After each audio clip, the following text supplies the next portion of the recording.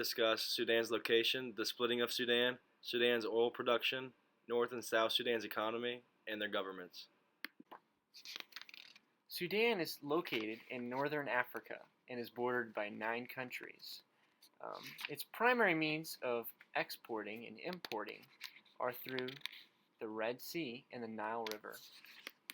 Unfortunately, there has been an ongoing conflict between northern Sudan, consisting primarily of Arabs, and South Sudan, consisting of Christians.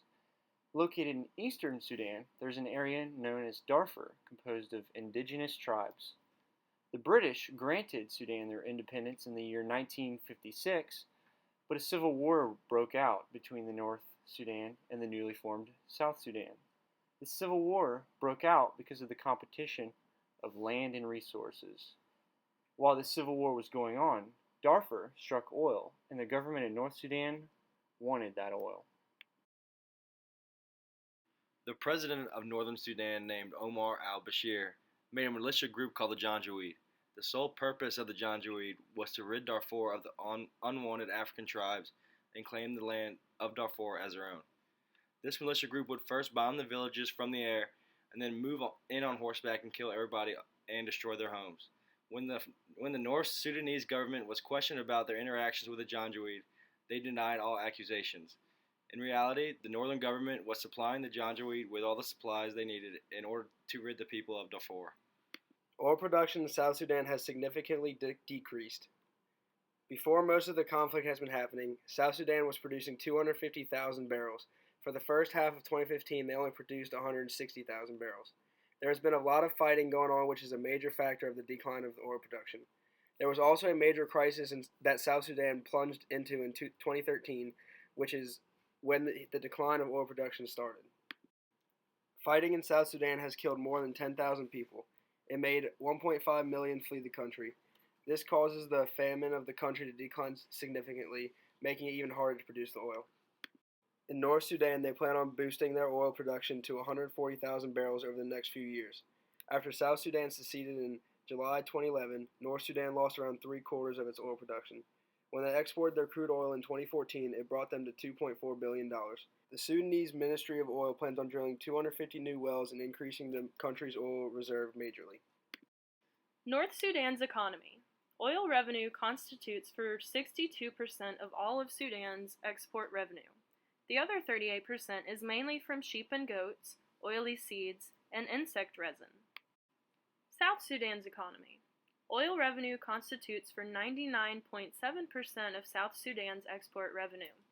The other 0.3% is brought in from scrap vessels, packed medicine, and tan sheep hides. The Sudanese oil reserves will eventually dry out, and some estimate it will happen in as little as 10 years.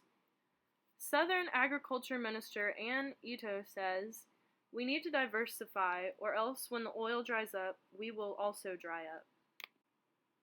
Sudanese government has undergone a lot of change over the past few decades that has led up to its current state. Today, the official governmental structure of Sudan is a federal, presidential, representative, democratic republic.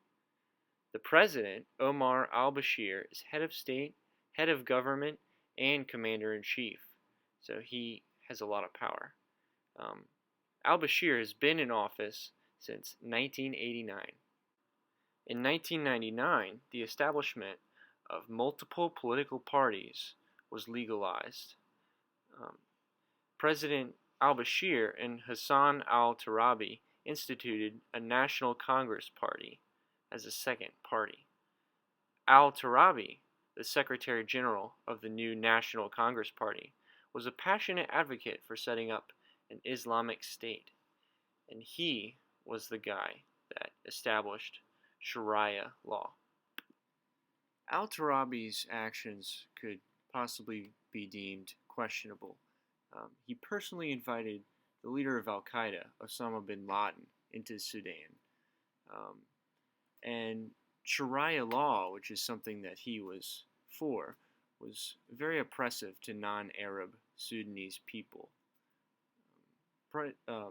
Soon, President al-Bashir and al-Turabi began to have disagreements, and this led to al-Turabi introducing a bill to reduce al-Bashir's power.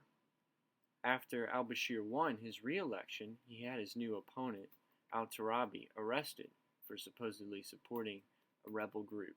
Also preceding the president's re-election, the government employed Arab militia to attack southern Sudanese people. Because of this genocide, President al-Bashir was charged by the International Criminal Court.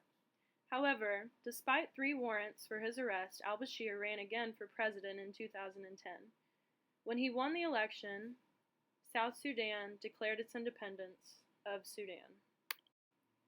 The president of South Sudan is President Salva Kiir Mayardit, and the government type of South Sudan is a republic.